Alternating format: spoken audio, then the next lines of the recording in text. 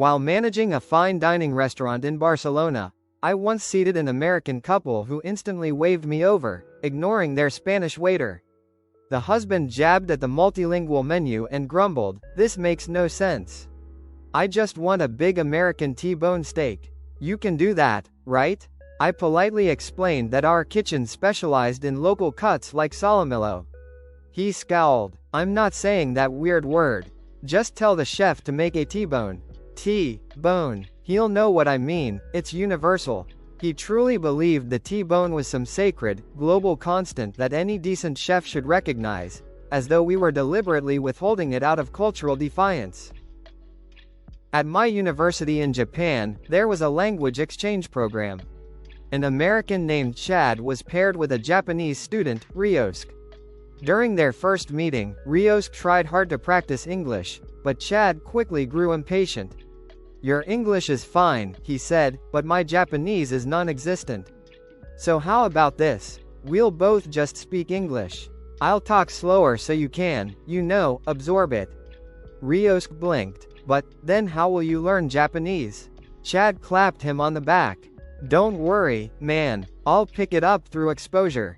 He seemed convinced language learning was like catching a cold, hang around long enough, and you just get it.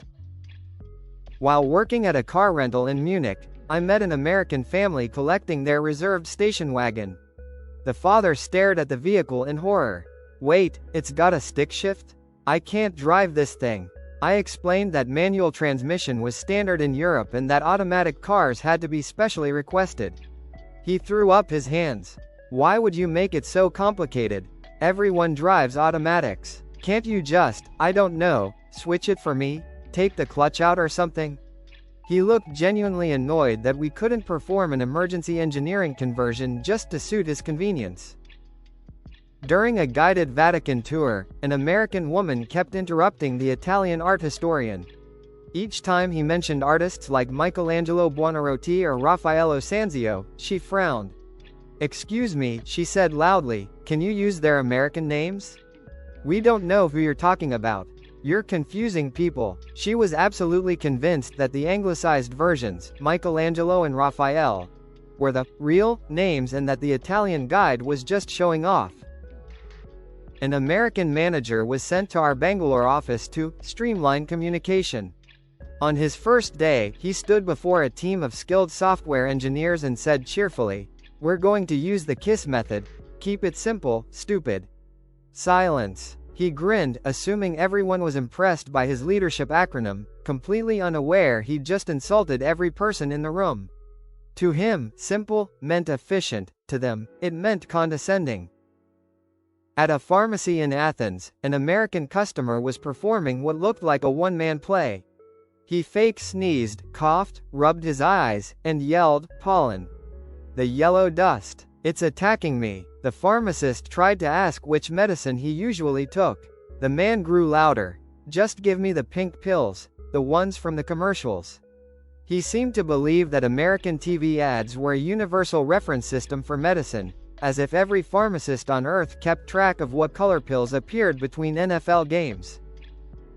When my American friend visited me in Vienna for Christmas, we stopped at a festive market.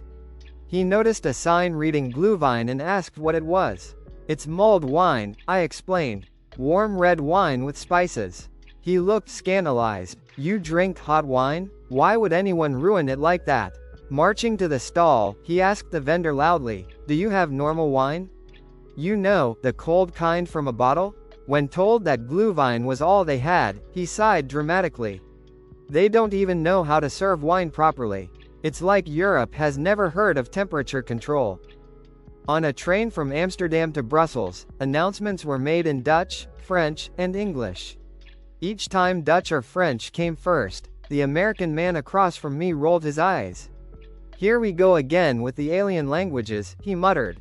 "Why can't they just say it in English first? It's the only one that matters." He genuinely seemed to think multilingual announcements were a personal insult, as though Europe was intentionally delaying his comprehension out of spite. An American executive visited our Stockholm headquarters and was introduced to our division head, Asa. He looked at her name badge, squinted, and said, "Yikes, that's a tough one." I'll just call you Ace, like a winner." He laughed proudly at his clever solution and continued using Ace for the rest of the week, never once attempting to pronounce her real name. Somehow, he managed to turn a senior professional's identity into a nickname from a baseball team. Working at a tourist info center in New Zealand, I once had an American visitor ask about the local wildlife. I mentioned kiwi birds and kea parrots. He interrupted, No, I mean the cool animals. Where are your kangaroos and koalas?" When I explained those animals live in Australia, he looked genuinely offended. "That's ridiculous. You're right next door. It's like going to Africa and not seeing lions." He seemed convinced the Southern Hemisphere should coordinate its wildlife to match his expectations. At a small pub in Galway, an American tourist struck up a conversation with an elderly local farmer. The man answered in his thick Irish accent. The tourist nodded appreciatively and said, "That's a really good Irish accent. How long did it take you to learn it for the tourists?" The farmer, who had lived in the same county for over 70 years, just sipped his Guinness and stared silently. The tourist left feeling proud of himself for catching a supposed performer. After an American corporation bought our Danish tech firm, the new CEO flew in for introductions. Looking at the founders' name tags, Freya and Soren, he smiled. "These are great, but they're hard to market internationally. From now on, you're Fred and Sarah." He wasn't joking. He truly thought anglicizing their names would make them more global, unaware that he'd just renamed two grown adults like brand mascots. In a Cairo market, I saw an American tourist arguing with a street vendor.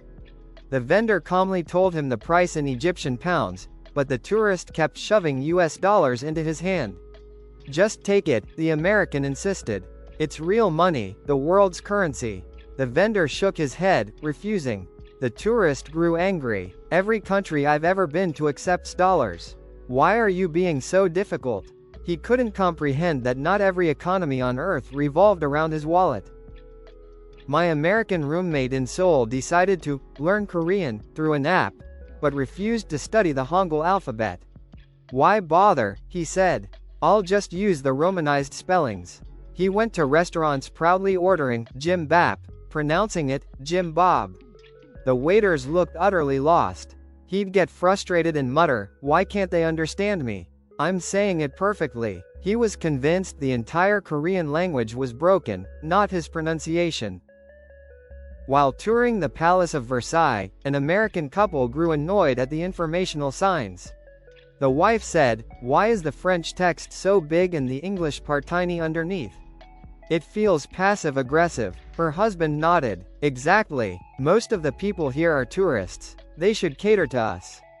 Everyone speaks English." We were literally in France, surrounded by centuries of French history, and they still thought the signage was an act of hostility. During a taxi ride in Lisbon, the driver played a soft fado song on the radio. The American tourist sitting beside me frowned. "Can you change the station? I can't understand this." The driver didn't respond, so the tourist repeated louder, "Change music. English song." He seemed to believe that local radio stations were like his personal Spotify, required to play in his native tongue, even in another country. In my Helsinki office, coffee breaks are quiet and peaceful, a Finnish tradition. When an American consultant visited, he found the silence unbearable. He laughed awkwardly and said, "You guys are so quiet. In the States, we'd call this networking time." He then started pacing the room, asking people loudly about their weekend plans, completely destroying the calm atmosphere. He seemed genuinely confused why nobody was thrilled about turning serenity into small talk. At a traditional Japanese hot spring, a staff member politely explained to an American visitor that he had to bathe nude, as is customary. The man folded his arms. "I'm American. We believe in modesty." Then he tried to step into the communal bath wearing boxers. The attendant rushed to stop him, explaining the hygiene rules. The American waved him off. "Relax. It's just cultural differences." He sincerely believed his nationality exempted him from centuries of carefully maintained etiquette. While sitting in a cafe in Rome, I overheard an American student telling his friend, The language here is so inefficient. They've got masculine and feminine words for everything, even furniture. Who has time for that? English is way simpler. We perfected it. He sipped his espresso proudly, unaware that he was dismissing a 1,000-year-old Romance language as if it were an outdated software patch that needed a US update. During a video meeting between our Mumbai office and our US headquarters, the American manager interrupted and said, "I can't understand a single thing you guys are saying. Must be the connection." Then one of our Indian teammates spoke with a British accent, and suddenly the manager said, "Oh, I can hear you perfectly now. So it's not the connection, it's their accents." He said it proudly, as if discovering a scientific truth, completely unaware of how insulting he sounded.